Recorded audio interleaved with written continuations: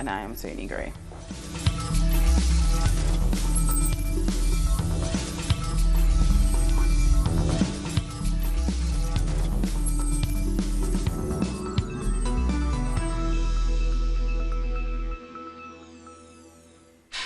Haitians have now begun picking up the pieces as violence dies down in Port-au-Prince after several days of protest over steep fuel price increases that the government quickly reversed. Protesters are no longer blocking streets and businesses are once again starting to open their doors. However, discontent continues to linger.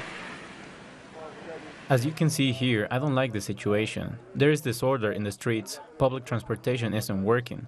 We can't get gasoline. Almost all the gas stations are closed. We're in a miserable situation. If we're hungry, we can't buy anything to eat. We have nothing. Businesses and banks were shuttered across the country in the wake of the violence. Public buses also stopped running. Rioting was reported as far off as the northern city of Cap Haitian. Several U.S. airlines canceled flights to the country, and the Dominican Republic ordered diplomatic and consular officials to evacuate. The unrest followed a government decision that gasoline prices would rise steeply after the International Monetary Fund reduced fuel subsidies as part of an assistance package. Haiti is the poorest nation in the Western Hemisphere. The supporters of the former Brazilian President Lula da Silva have been protesting after the head of a regional court overturned an earlier decision to release him from jail. The legal debate raged throughout the day on Sunday. Our Mayor Alberti has more on the back and forth that almost saw Lula freed. A legal battle never seen before. For more than 7 hours, two judges of the 4th Regional Federal Court in Brazil went back and forth, debating whether or not to release former Brazilian President Lula da Silva from jail. But in the end, the president of the court, Thomson Flores, intervened and decided that the former president would remain in custody. Lula supporters have called the decision an attack on Brazil's constitution. There is so much maneuvering for Lula to stay in prison. Why does Lula need to be in prison when he has the right to be released? Why do we see these administrative moves that are not legal? This is embarrassing for Brazil in the face of the world. Lula's habeas corpus was first granted by Judge Rogério Favreto early Sunday. He argued that Lula's imprisonment was keeping him from participating in the current electoral campaign. Then, federal judge Sérgio Moro, who first prosecuted Lula as part of the car wash operation, blocked the decision. But Moro was actually on vacation at the time and so had no authority over the case. So then Favreto ordered Lula's release again. And again, it was blocked. This time by Judge Gebra Neto, in charge of Lula's case in the regional court. He said that he had legal authority over the case. Favreto disagreed and called the authority back to him, and Lula's release was ordered for the 3rd time. Finally, the president of the regional court decided Lula would remain in jail. He said the argument regarding the electoral campaign wasn't relevant to authorize his release. An end to the hopes of hundreds of Lula supporters who rallied across the country, but the beginning of a legal hangover within the Brazilian judicial system, says top lawyer Marco Aurélio. Brazil is living a sad day in the history of its democracy. Unfortunately, our country is moving fast towards a state of exception, and the juristic community is already there. Unfortunately, judicial activism is an embarrassing reality in our country. A day that won't be easily forgotten in Brazil after it revealed the frailties of a system that should be trustworthy.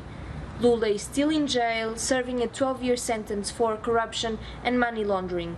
And although his opponents believe he should stay there, his legal team is working round the clock to release him in hopes that he can still run for the presidential elections in October. This is Mia Alberti, Telesur in São Paulo. The former Brazilian President Dilma Rousseff tweeted her thoughts on the case, saying it is evident to Brazil and the rest of the world that Lula has been persecuted by the judges who unjustly condemned him. Corrupt are the institutions that should serve and ensure democracy. And she later tweeted to say they are creating a serious institutional crisis by demoralizing the judiciary.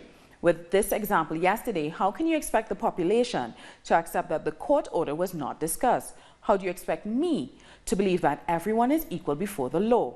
Everything becomes a farce.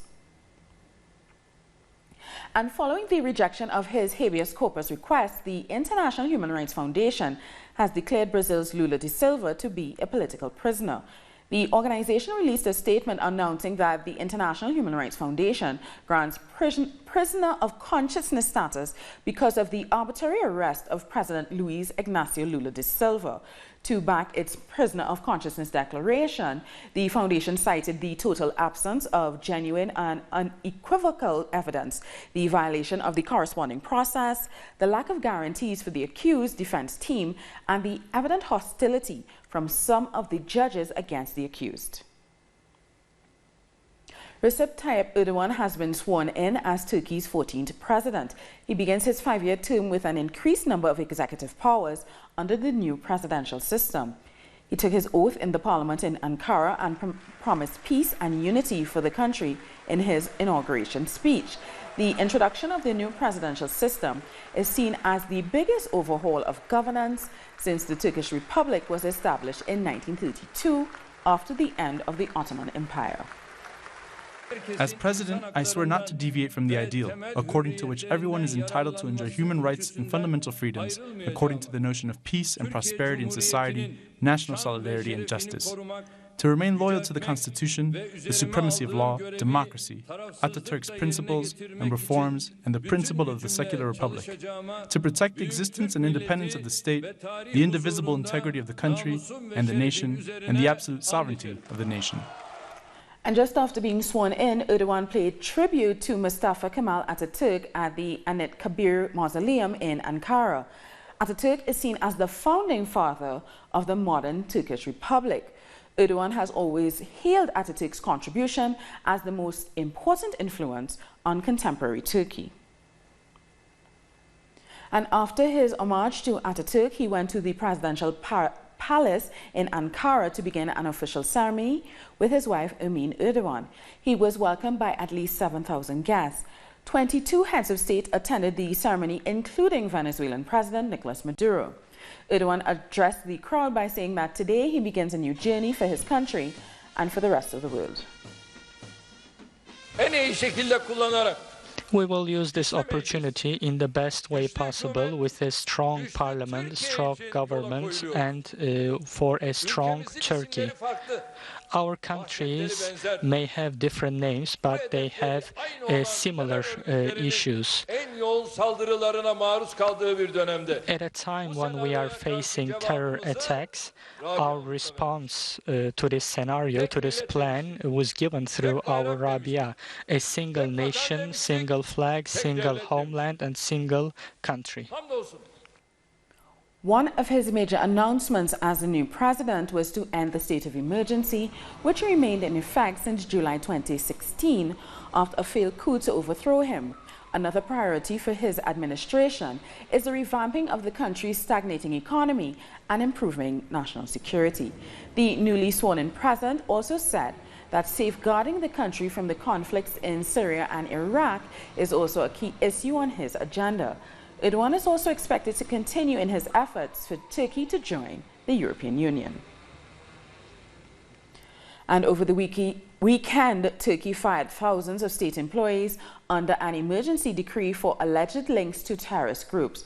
Under the decree published online early on Sunday, 18,632 people, including 9,000 police officers, 6,000 members of the military, and hundreds of teachers and academics were sacked. Their passports will be cancelled.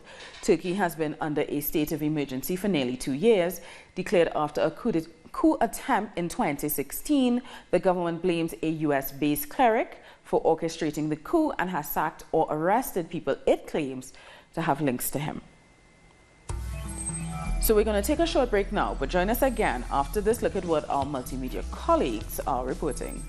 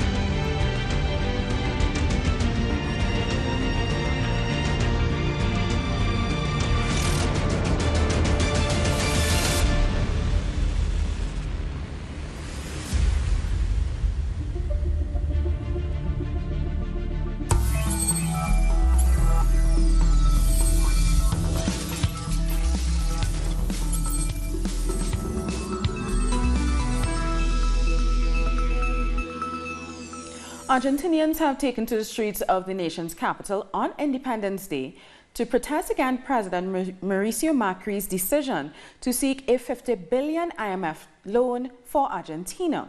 An umbrella of leftist demonstrators rallied around the banner, "The homeland will not give up." The South American country announced that it was turning to the IMF in May after a run on the peso. The move has been politically risky for market-friendly Macri, as many Argentinians blame IMF-imposed austerity policies for exacerbating the results of the 2001-2002 economic crisis. This delivery to the country is creating hunger, misery, discontent in all classes, including in the middle class, where everything has been adjusted. No one can do more. It ends with the signing of the accord with this International Monetary Fund. The interlocutors of the funds don't think the fund is the worst. They think it's the best. And they are the ones who govern. And that's the most serious of all. To mark Argentina's independence and under the slogan, "The country is in danger," thousands of Argentinians took to the streets of Buenos Aires against the policies of Mauricio Macri's government and the International Monetary Fund. These political measures have caused hunger and poverty for the most vulnerable sectors of society. Therefore, this act tells the government no to the policies that have damaged the people of Argentina. Igado Esteban there with that report. Mexico's president-elect Andrés Manuel López Obrador has addressed the country's energy prices with the members of the Mexican Confederation of Industrial Chambers. There will be no gasolinazos. There will be no increases in gasoline. That is the commitment. We will not increase the price of gasoline in real terms. There is growing outrage in Colombia over the murders of activists. People have gathered in public spaces across the country to reject the killings and to demand that the government do more to protect the lives of activists. The Indigenous National Organization of Colombia, the ONIC, has voiced its concern over the murders.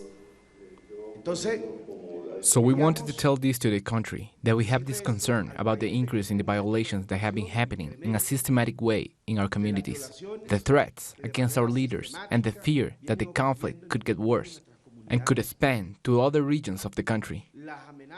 Now, according to local Colombian media, the murdered activist Ana Maria Cortez received threats from a phone belonging to the head of the local police before she was killed.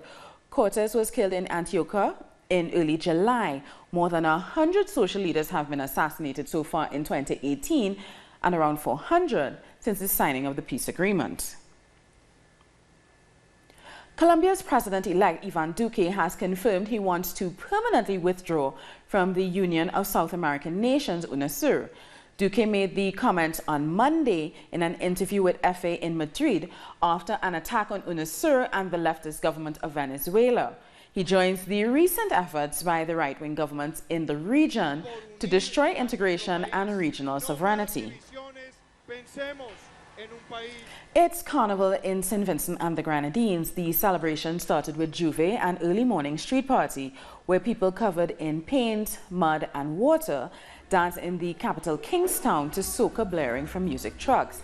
At the start of Carnival, the police commissioner informed the public of his plans to ensure that security remained priority during the celebrations. However, one man was killed as revelers were making their way home from Juve. The 27-year-old man was shot and later died at hospital. Vinci Mass, as it's called, will continue on Tuesday. And Jamaica's celebrated caterer and singer Suzanne Couch has died. Couch was battling stage 4 breast cancer and passed away in Mexico. Prime Minister Andrew Holness took to Twitter to pay a heartfelt tribute to the late singer and acknowledge her work for charity despite her illness. In her most recent performance at Hope in the Hills benefit concert at Strawberry Hill in St. Andrews, Jamaica, she charmed the audience. Couch later told reporters that it was an emotional experience and that she had wanted to do the show for over 2 years. All right, time now for another break, but join us again after another look at what our multimedia colleagues are reporting.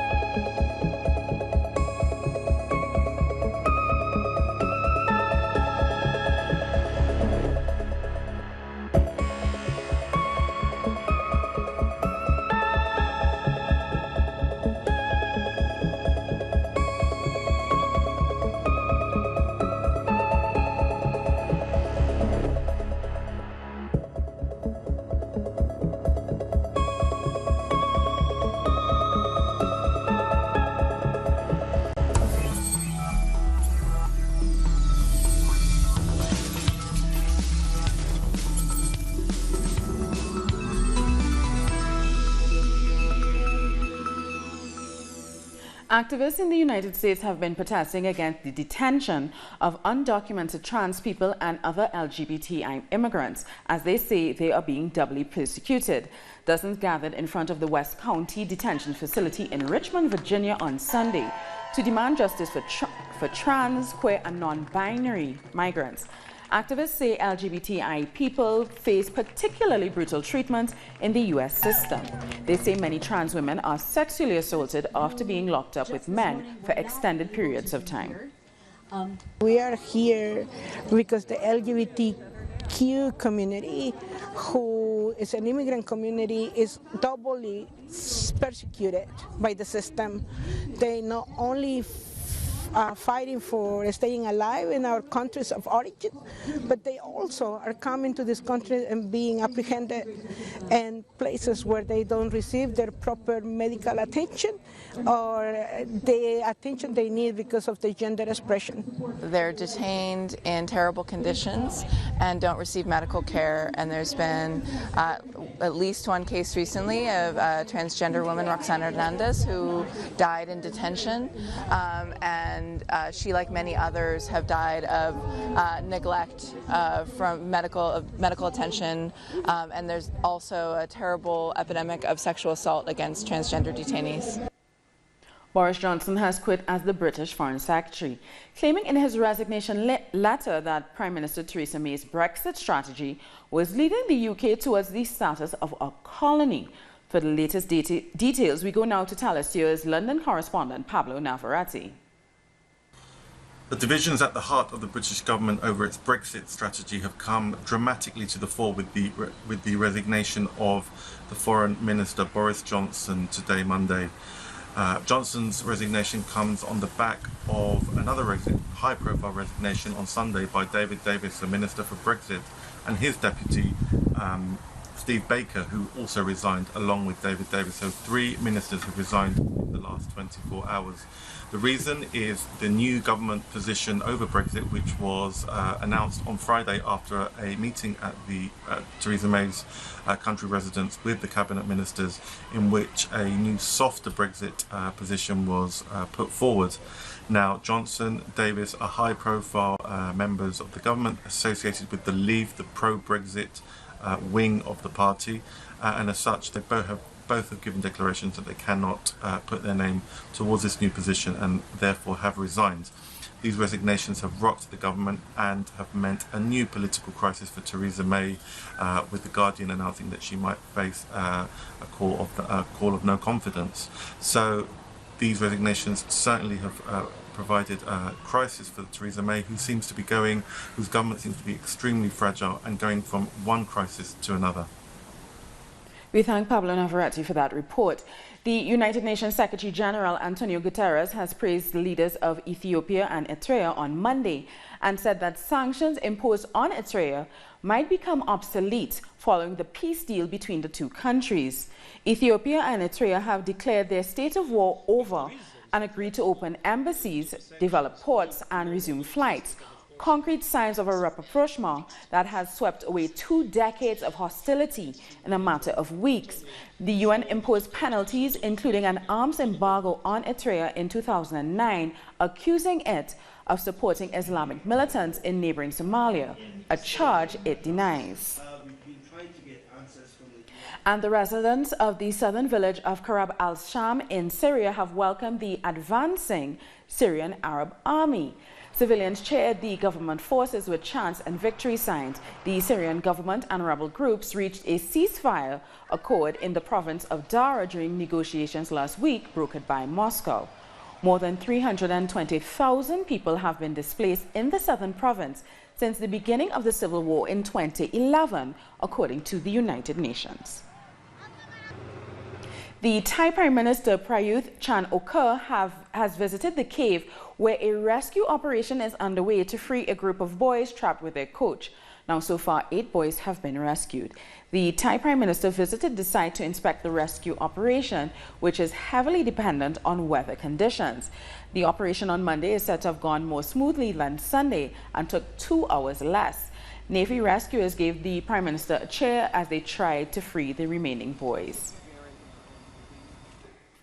Well, we've come to the end of this news brief. For these and many other stories, you can find them on our website at tellusyourtv.net/English. And you should also join us on social media. We are on Facebook, Twitter, and Instagram. For Tell Us Your English, I'm Soini Gray. Thank you so much for watching.